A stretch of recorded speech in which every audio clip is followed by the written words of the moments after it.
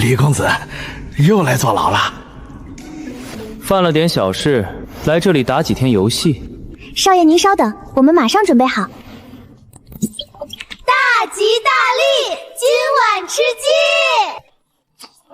少爷，今晚这个主题如何？好吧。少爷，冰块送来了。舒坦。少爷，您先休息，有事就喊我。这是盐，不苦不涩，纯净如雪，入舌即化。刘知远，这盐是从哪里来的？回陛下，这盐是用最劣质的毒矿盐生生提纯制作出来的。什么？国士？这是大齐的国士？是哪位大将制出此等神物？快，朕要亲自召见。陛下，制出此盐的人，他现在没办法来见您。放肆！就算他病入膏肓，抬也要给朕抬到御书房来。回陛下，制出此营盐的人乃是兵部尚书李重山之子李娇，他现在正被关在刑部大牢里啊！你说什么？此等利国利民的绝顶奇才，你们竟然把他当犯人关在天牢里？谁给你们的胆子？是谁抓的？是宰相之子，巡城御史王耀。王家，好一个宰相之子，好一个巡城御史！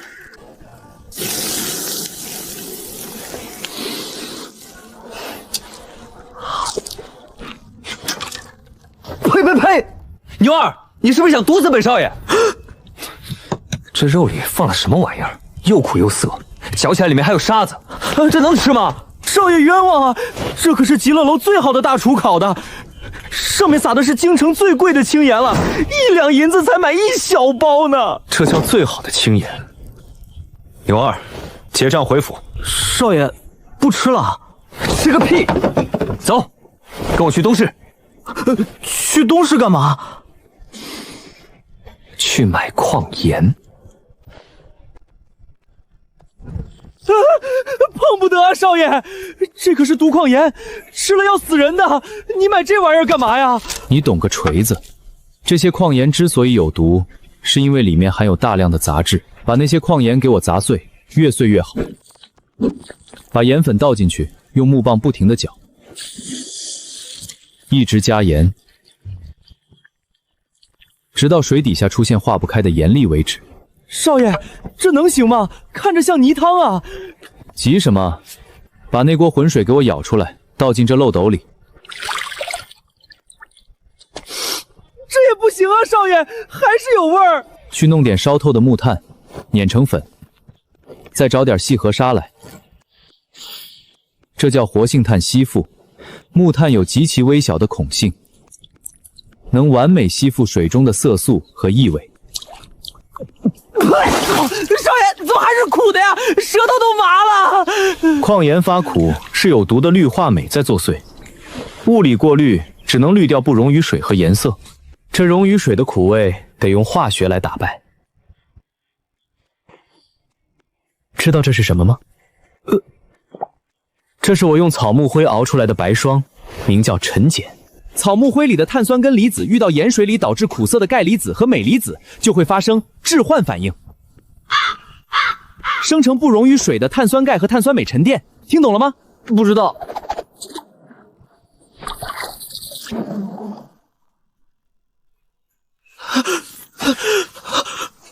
我的个乖乖，这是仙法吗？这叫沉荞物，那些苦味的来源全都在下面这层泥里了。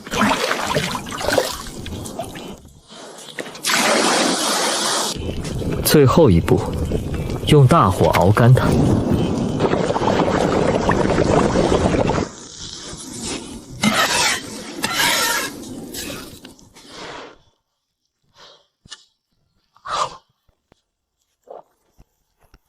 少爷，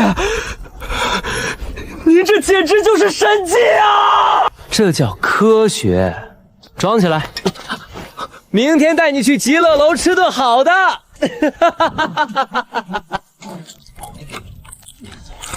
这位爷昨天把店里的招牌烤肉贬得一文不值，怎么今天又点一份？难不成是来找茬的？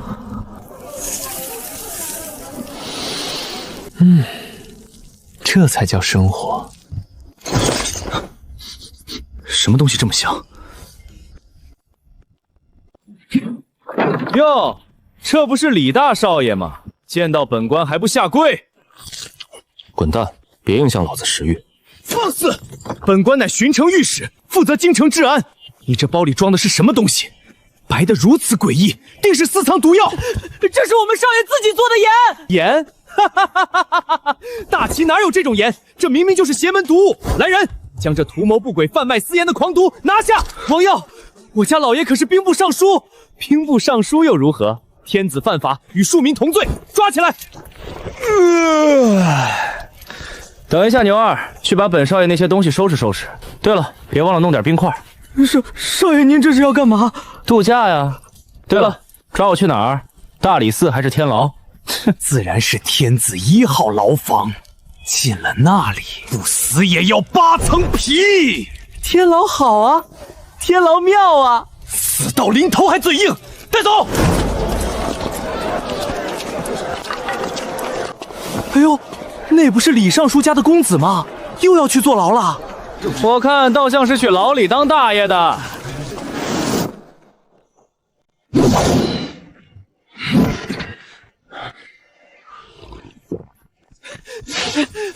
不好了，少爷出大事了！咋咋呼呼的，成何体统？少爷他被巡城御史王耀给抓进刑部天牢了！什么？那小兔崽子敢抓我儿，他算个什么东西？老子英明一世，怎么生出这么个坑爹的玩意儿？老子这堂堂兵部尚书，每天不是在去衙门捞他，就是在去衙门捞他的路上，我这老脸还要不要了？说，那逆子到底犯了什么事，落到了王耀手里？少爷这次真的冤枉啊！少爷他只是在摘星楼吃了一口盐啊！放屁！吃口盐能被抓进天牢？再说了，那逆子四体不勤，五谷不分，他会做盐？老爷您看，这就是少爷做的盐。王耀那孙子说这是毒药，硬是给少爷扣了个贩卖私盐、图谋不轨的帽子。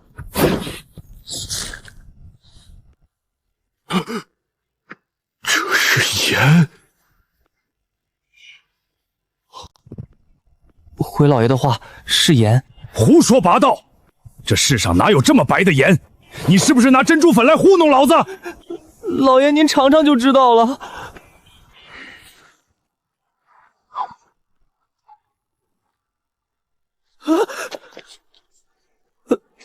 老爷你没事吧？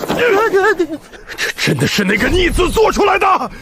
是啊，老爷，少爷昨天买了筐最便宜的毒矿盐，回厨房一顿祷告，什么木炭过滤，反正一通仙法就熬出了这种血盐。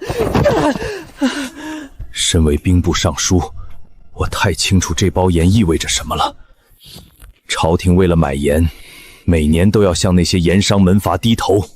如果这个技术掌握在朝廷手里，那个逆子！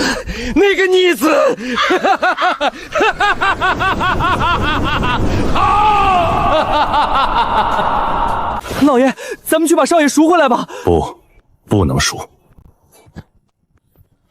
王富之那老狐狸肯定在等着我去赎回萧儿，到时候满朝文武都会认为我是在以权谋私。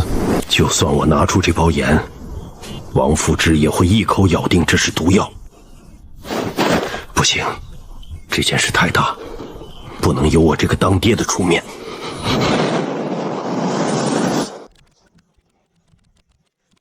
尚书大人，青州今年的盐税又少了2成。怎么又少了？那些盐商年年报灾，年年少税，这日子还过不过了？大人，兵部那边又派人来催军饷了。要钱没有，要命一条！本官都喝不起茶了，哪还有钱给他们买盐？给老子钱！李大人，都说了户部没钱了，你就算把我剁了论斤卖，也凑不起你那粮饷啊！谁稀罕你那几两碎银子？老刘啊，咱们哥俩认识20多年了，老哥，我今天不是来要钱的，是有个好事跟你讲。快拉倒吧，你个李黑子，能别憋出什么好屁？什么东西神神秘秘的？这是面粉吗？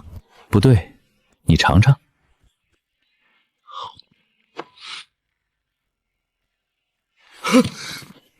是盐，快告诉我，这是哪里产的？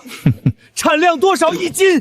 本钱多少？看你这没见过世面的样子，这玩意儿漫山遍野都是，成本几乎为零，零成本。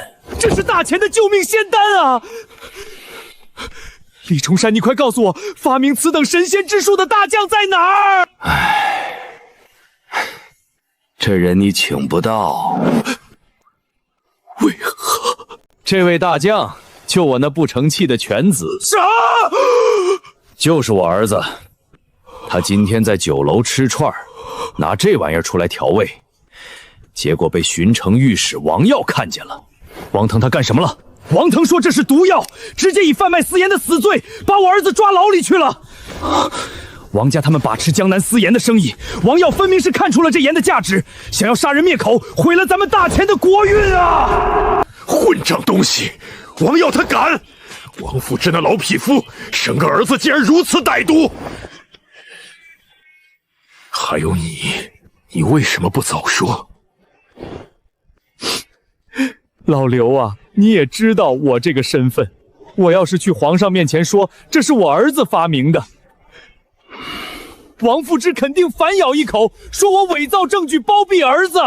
放屁！他王富之算个什么东西？老刘，你干嘛？去进宫面圣。老刘啊，老刘，只能让你当这个出头鸟了。陛下，微臣刘知远有祥瑞呈现。哼，马六，给本官滚出来！又是王大人，您这大热天的怎么亲自来了？少废话，去把李潇给我提出来。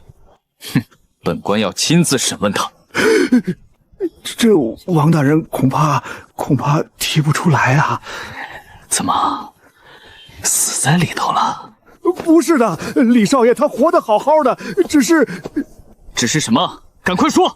只是李少爷刚吃完饭，现在正睡午觉呢。他还吩咐了，说是天王老子来了也不见。睡午觉？他一个重刑犯在天牢狱里度假呢！来人，给我把他拖出来！我看谁敢动啊！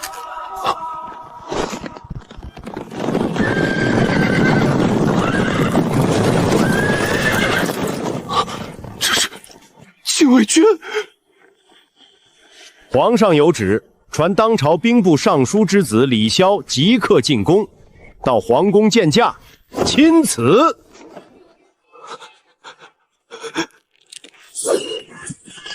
高公公，你是不是看错名字了？这李潇他犯的可是贩卖私盐的死罪啊！怎么会选他进宫？哼，死罪，瞎了你的狗眼！李公子那是能福泽大齐的祥瑞，陛下亲口说了，谁让他受委屈，就是跟大齐的国运过不去。哼，王大人你说呢？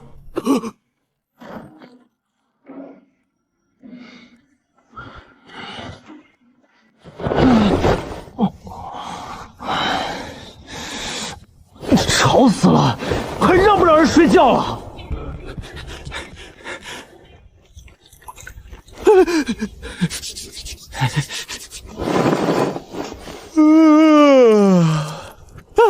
哎呦，李祖宗，您可算是醒了。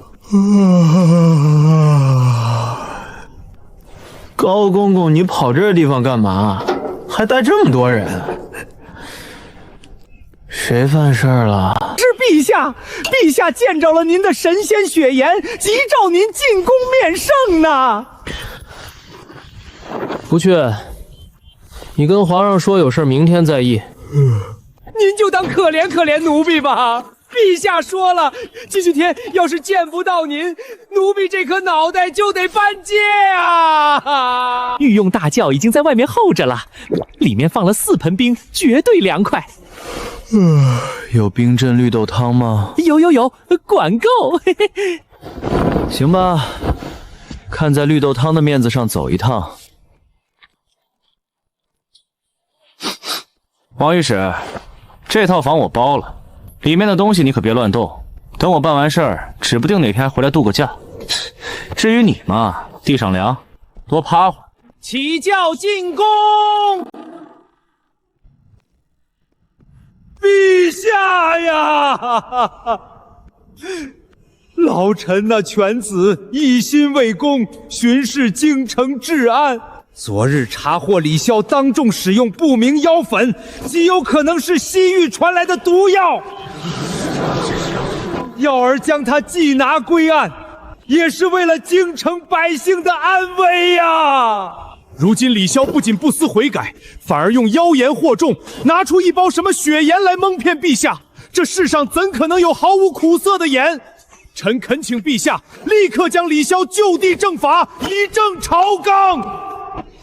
臣等附议，请陛下严惩李潇。你是在说朕昏庸无能，连盐和毒药都分不清了吗？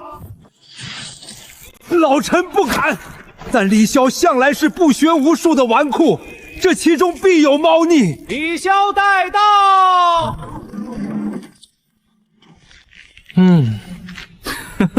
这么热闹呢？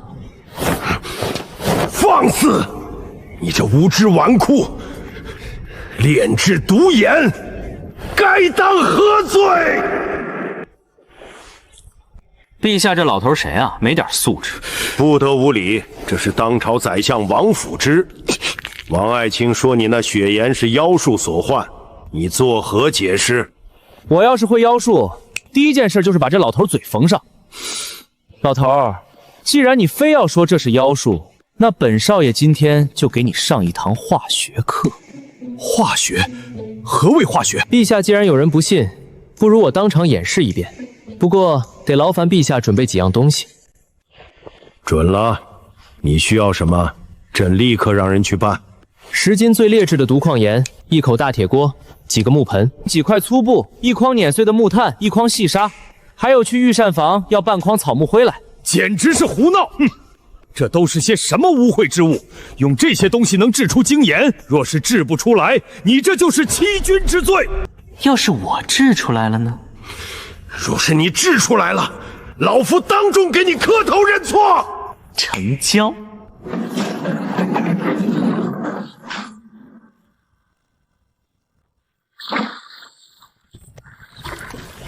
看好了，第一步溶解，把杂质分离。这不扯淡呢吗？第二步过滤，木炭有孔洞，能吸走脏东西。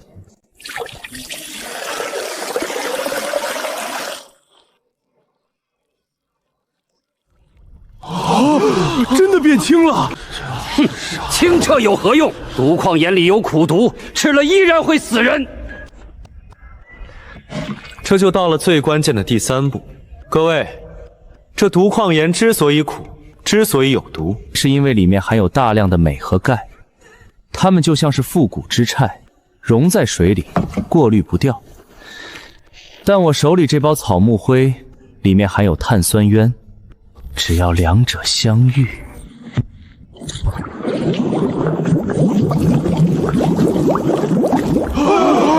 天哪，长白泥了！这是何等仙法！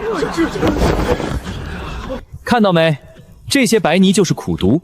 现在把上面这层清澈的水倒进锅里熬干，剩下的就是纯正的银盐了。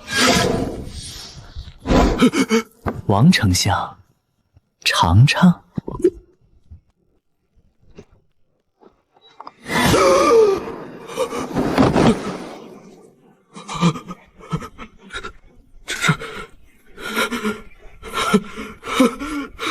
这怎么可能？老头，愿赌服输哦。好了，王爱卿也是为了朝廷，磕头就算了。李潇，朕问你，这一锅银盐成本几何？产量如何？陛下问到点子上了，1斤精盐的成本不到2文钱哦。成本2文，你可知这能给大钱带来多少税收？不仅是税收，陛下，这是一个大杀器。我有一个提议，叫做皇家盐业专命公司。公司是何意味？就是以皇家的名义开设大规模的制盐厂。我们把制出来的精盐，以每斤50文的价格向全天下掏售。50文，那我们岂不是亏了？明明可以卖得更贵呀！目光短浅，我们成本只有2文，卖50文依然有20多倍的暴利。但是这50文的价格，对那些门阀世家来说，就是灭顶之灾。他们的人工运输打点关系的成本，加起来1斤私盐的成本至少也要100文。我们卖50文，质量还比他们好10000倍。老百姓又不傻，谁还会去买又贵又难吃的私盐？最多半年大钱，境内所有的私盐贩子全都会破产，门阀的经济命脉将被彻底割断，所有的钱都会流进国库。好，你立下如此奇功，朕要重赏你。朕封你为户部左侍郎，兼领皇家盐业总管，赐黄金10000两。别，陛下，你这是赏我还是罚我啊？此话怎讲？唉，当官多累啊！每天早上天不亮就得来站着，听这帮老头吵架，还得批改公文，我才不干。我是个纨绔，我的人生目标是吃喝玩乐，混吃等死。混账东西！年纪轻轻不思进取，那你想要什么赏赐？不要官职，也不要黄金。陛下，京城西郊有几座光秃秃的石头山，寸草不生。要不您把那几座山头赏给我得了？西郊的荒山，那地方全是石头，你要那废地干什么？陛下您就别管了，我这人就喜欢清静。打算去那儿盖个别墅度假。唉，行吧，既然你坚持，朕封你为户部左侍郎，再将西郊那5座黄山全部赐予你，化为你的私人封地。关于制盐的事儿，朕会派工部的人全力配合你。你需要什么人手物资，直接调拨。谢主隆恩，这官职还甩不掉了。行了，退朝吧。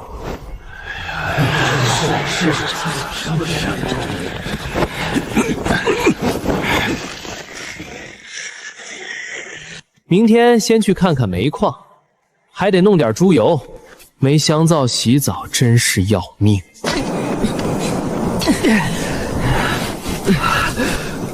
宝地，真他喵是块宝地呀！那个老抠门，这次可是亏得连底裤都不剩了！少爷您疯了！你放着3品大官不当，非要这几座破山干嘛？上面的人听着，这几座荒山虽然陛下赏给李家了，但这进山的路可是我们王家的地盘，想从这儿运石头得交过路费。少爷，是王家的人，他们肯定是咽不下那口气，故意来找茬的。怕个屁！你家少爷现在是正3品大员，他算个什么东西？你要收本官的过路费。哼，李大人一码归一码，马路是我们王家修的，您要开山，一天交100两银子，不然这路您一块石头也运不出去。哼，100两。牛二，在，少爷。拿着本官的腰牌，去一趟衙门。就说王家庄子的管事聚众阻挠朝廷命官皇家盐业附属用地，意图谋反。让他派500个官差来把这路给我平了。李大人，小的开玩笑的，您随便运。哼，滚！好矿啊，好矿！这可是工业基础。那个叫石灰石，烧水泥、炼钢、做玻璃，全靠它。能吃吗？吃，你就知道吃！叫上咱们的人，去城里给我招募流民和矿工，工钱按市价的2倍给，管1日3餐，顿顿有肉。给我在这2座山上开矿，顿顿有肉。老爷要是知道您这么败家，非打断您的腿不可。少说废话，快去！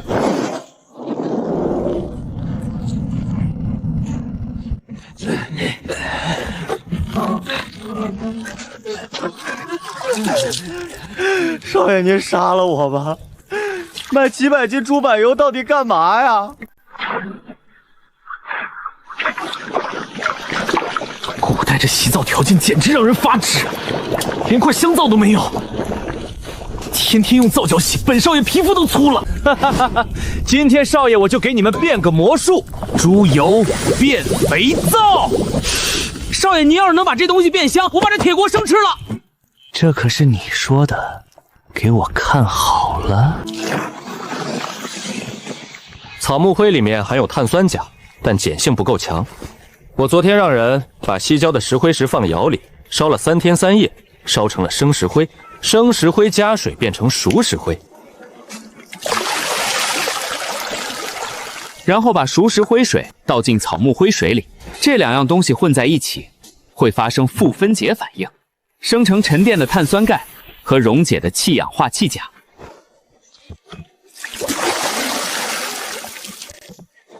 过滤到底箱的沉淀，剩下的就是我们要的强关水。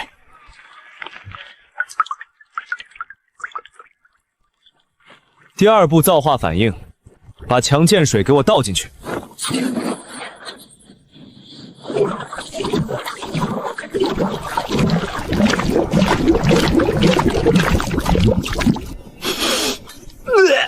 少爷，味道没那么臭了，但还是难闻啊！别急，最后一步也是最神奇的一步，盐解。把我前几天弄出来的血盐，给我拿1盆过来。少爷，那可是精盐啊！你往这臭浆糊里倒，舍不得孩子套不着狼，倒。这叫铜离子效应，肥皂会析出浮在表面，而下面那些液体叫甘油，是用来做炸药啊，不，用来润肤的好东西。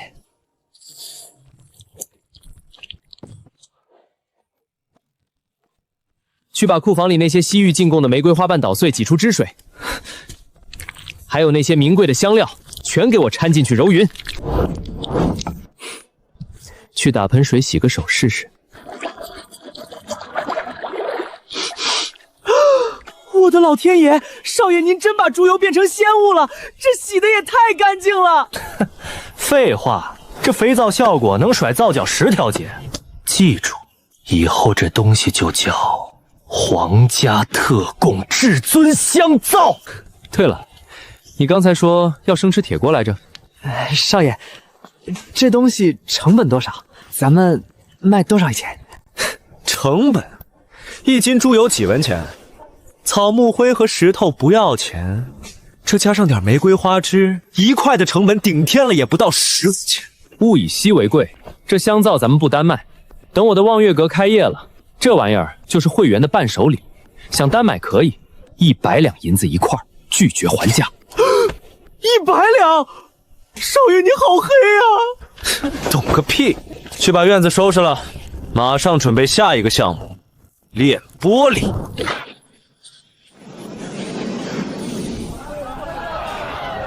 少爷，打听清了，李潇开的望月阁今天午时开业。望月阁，好大的口气！一个破卖盐的还真把自己当财神爷了。等会儿他开业，立刻叫人去砸场子。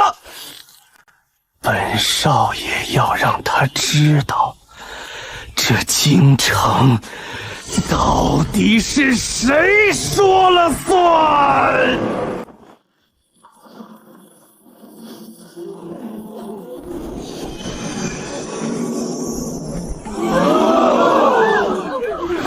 疯了！国库掏空也买不起这么大的水晶。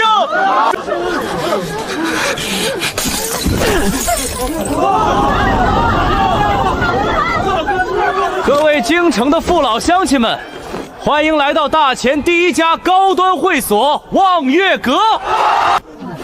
这不是水晶，这个叫做琉璃，是我自己动手烧出来的。大家想要多少有多少。滚开！李潇，你这目无王法的狂徒！我大前律法有规定，欲制使用水晶建造房屋乃是僭越之罪。你竟然敢在光天化日之下用如此巨型的水晶做墙！来人，给我砸！蠢货，都说了这是玻璃，你砸试试。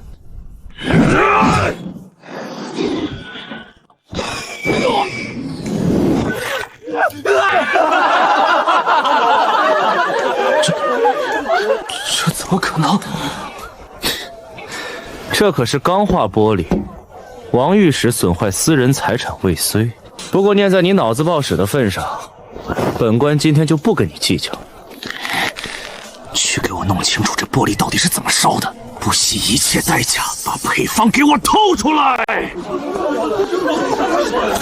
本店新开业，但是想进店得交钱。看到这些没？大钱玫瑰香皂烧刀酒想要吗？想要拿钱来。初级1000两，中级3000两，至于黑金会员，1万两起步。1000两半个破牌子，李潇，你抽疯了吧？忘了告诉各位，昨晚皇上微服私访，已经在本店办理了001号至尊黑金会员卡。李少爷，给我办一张初级，我办一张中级会员。李公子，我要黑金卡，我这就让人回家拉谢爷。看到没？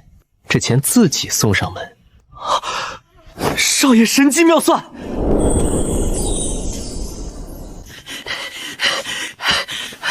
少爷，昨晚作坊真进贼了，我按吩咐，那贼果真把假羊皮纸偷走了。好，王耀那个蠢货，他真以为我李潇的羊毛是那么好薅的。耀儿，这真的是那玻璃的秘方？绝对错不了。石英砂70%，猛火电烧淬水，方可清澈透明。好啊！只要有了这玻璃，我们王家就能起死回生！啊哈哈哈哈！耀儿，调集家族所有剩余的资金，秘密在城外建窑，照着配方给我烧。我要在3天内看到我们王家字号的玻璃。是，父亲。快按配方上的比例把沙子倒进去。3、2、1。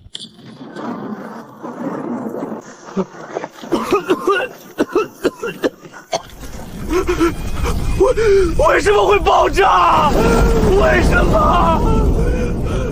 唉，没文化真可怕。牛二备车，明天一早咱们去集上逛逛。王家这次建炉子肯定砸锅卖铁了，是时候去低价收购他们的产业了。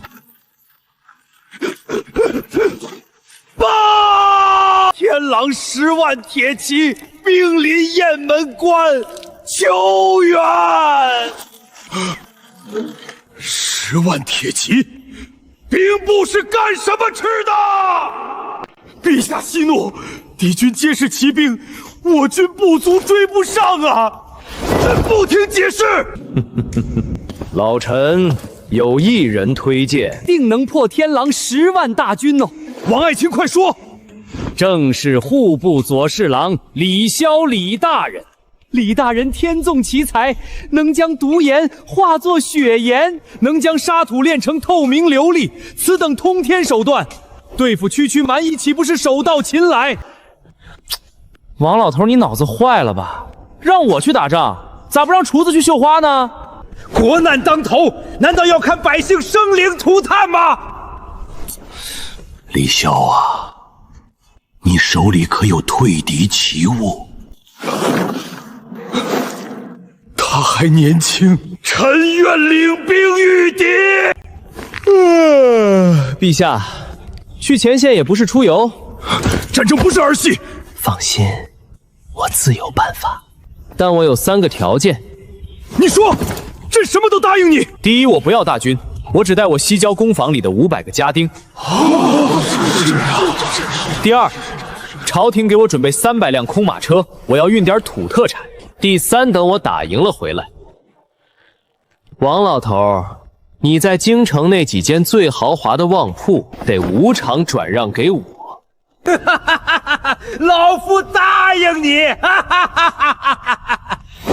只要你能活着回来，别说铺子，老夫的宅子都给你。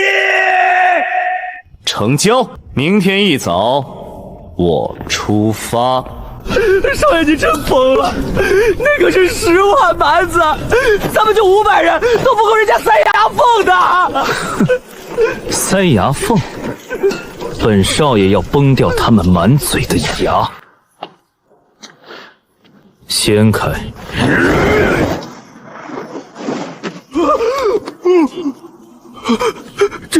这是什么管子？这么粗！这叫大炮，真理的代言人。你以为我这段时间挖煤炼铁是闹着玩的？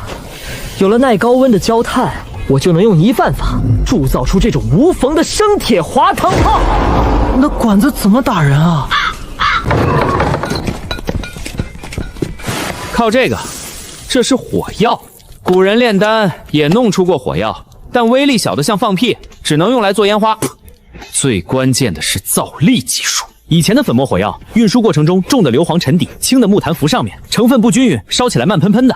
我让人在火药粉里加了高度烈酒，揉成面团，然后再压碎过筛，做成这种米粒大小的颗粒，这样火药之间有空气空隙，一旦点燃，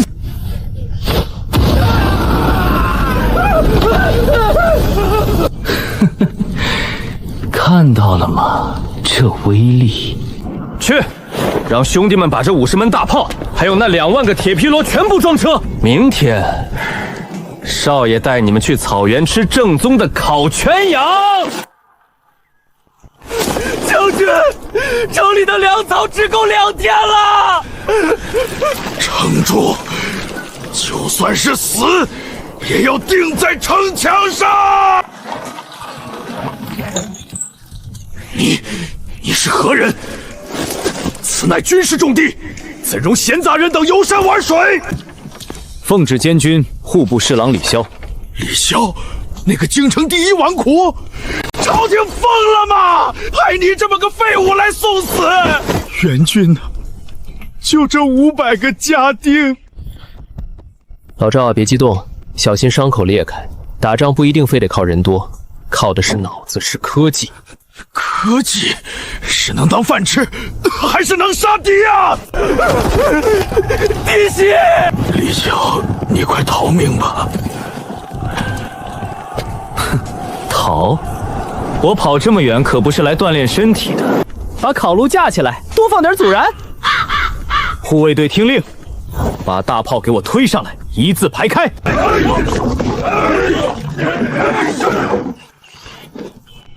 装填发射邮包。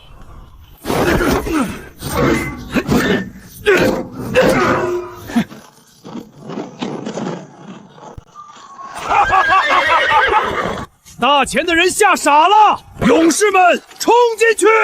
杀！抢光他们的粮食！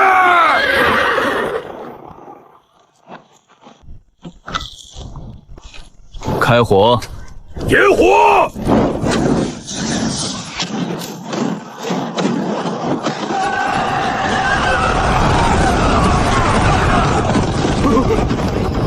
是什么东西？那黑管子是何物？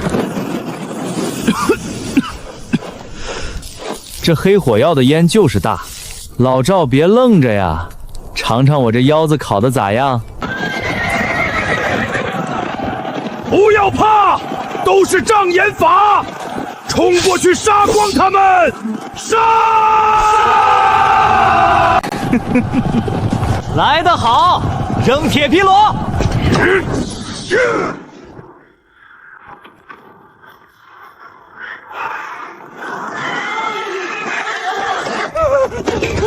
快跑啊！跑快点，首领，咱们快撤吧！撤！天佑大钱！少爷，咱们赢了！好，我这来都来了，烤串也吃饱了，不带点伴手礼回去，王老头又要在朝堂上逼逼赖赖了。特种空降大队干活，起风了跳！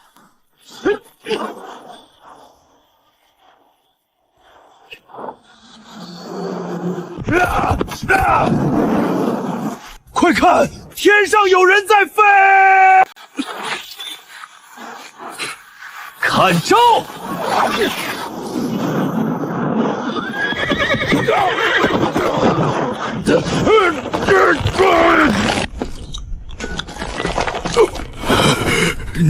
你是妖怪！唉，都说了是科学，没文化真可怕。老赵，这人送你了。李大人，您这就要走了？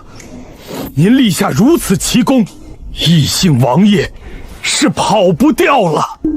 别，打死也不当王爷！我就是个纨绔。赶紧打完收工，我还要赶回京城去收王老头的几间旺铺呢。李四收拾收拾，起驾回京。陛下，雁门关至今没有捷报传来。恐怕李侍郎和他那500家丁已经为国捐躯了呀！10万天狼共计起事儿戏，老臣痛心疾首。痛心疾首？当初可是你死活推举李大人去前线的。报！800里加急！雁门关大捷，10万敌军全军覆没，首领巴特尔被生擒。你说什么？全军覆没，生擒敌手？不可能，这绝对谎报军情。500人怎么可能打赢10万铁骑？怎么不可能啊，王老头？你是不是巴不得我死在外面啊？微臣李潇，幸不辱命。好啊！李潇，你立下盖世奇功，朕要重重赏你。陛下且慢，陛下，此事必有蹊跷。他一个纨绔怎懂兵法？定是这巴特尔故意诈降，或者是他使用了什么见不得光的要挟手段。要挟手段？王老头，我不去找你，你倒是自己把脸凑过来让我打呀！你以为我去了雁门关，就只是为了打仗？陛下，微臣在巴特尔的王帐里搜到了这个，这是一本走私账册。高彦甫呈上来。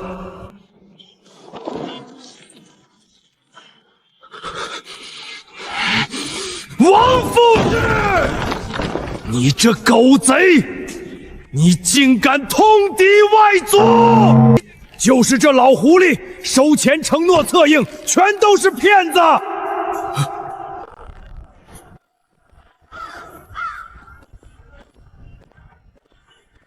来人，剥去王府之的官服，抄家王氏一族，成年男子流放3000里，女便发配教坊司。等一下，陛下，李爱卿还有何提议？流放太浪费人力资源了。微臣在西郊的煤矿正好缺几个挖煤的苦力，特别是王耀王大少爷，他年轻力壮，不去挖煤捡见钱天物，不如把他们全家发配到我的矿上，让他们用劳动来洗刷罪名。准奏！王耀及其党羽全部发配西郊煤矿，终生苦役。李潇啊，王府之一岛，这朝中首辅的位置就空出来了。朕看遍满朝文武，唯有你有惊天畏地之才，这首辅之位，非你莫属啊！陛下使不得，我今年才20岁，你让我当首辅，你自己想想，胡子全白的老头能服我？哼，谁敢不服，朕就让他去挖煤。不是服不服的问题，陛下，当首辅每天寅时就要起床上朝啊，比鸡起的都早，还要批改全国的奏折，还要天天跟你开会，想想就恐怖。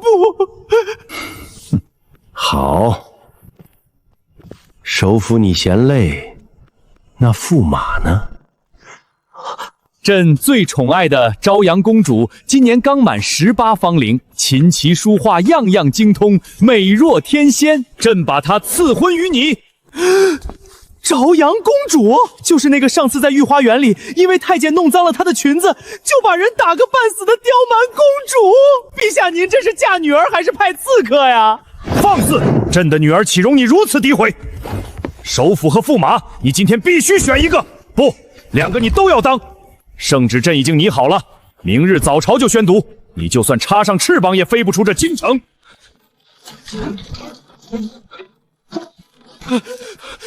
快收拾东西！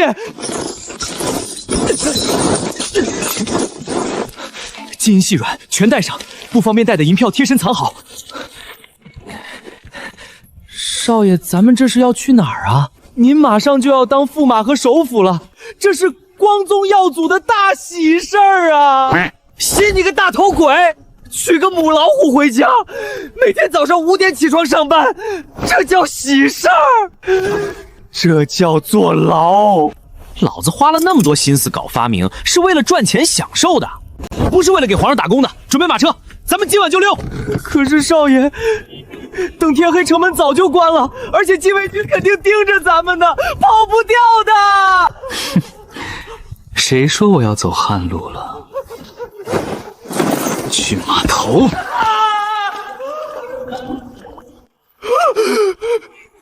少爷，这没有翻的铁疙瘩能走吗？土包子，这叫蒸汽游团，我花几10万两白银就为了它。看好了，这是我大前朝，不，这是全世界第1台实用型蒸汽机。原理很简单，下面这个大铁罐叫锅炉，我们在里面烧煤，水沸腾后会变成高压蒸汽，体积会瞬间膨胀1700多倍。这些高压蒸汽通过管道进入这个叫气缸的金属圆筒里，蒸汽在密闭气缸无处可去，产生巨大压强，推动叫活塞的铁柄向外运动，这叫热能转化为机械功。那推到头了怎么办？问得好，所以我们需要一套精密的滑阀机构。当活塞推到顶端时，阀门自动切换，将蒸汽排入冷凝器，同时从另一侧重新注入高压蒸汽，把活塞再推回来。就这样，活塞在气缸里做往复直线运动。然后，重点来了，通过这套曲轴连杆机制，把活塞的直线运动完美的转化成曲轴的旋转运动。去轴一转，后面的鸣轮就跟着转，这船自己就能在水里跑，而且无视风向逆流而上。少爷威武，少爷先法盖世！别拍马屁了，赶紧上船！天没加压，准备开溜！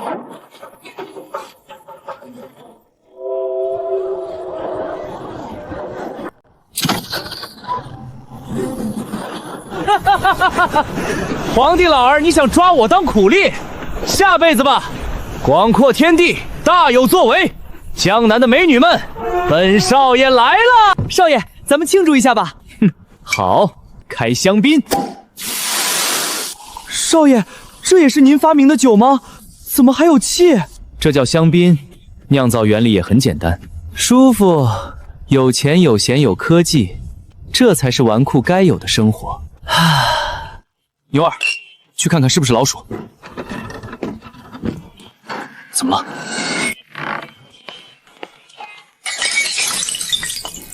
陛下，你们什么时候上船的？哼，你以为朕不知道你在西郊搞什么名堂？这大铁船建了半个月，朕的锦衣卫要是连这都发现不了，早就全砍了。李侍郎，哦不，未来府君，这铁船真有意思，连帆都不用就能走。不过这船的内饰有些单调了，本公主明天让人换成粉色的纱帐如何？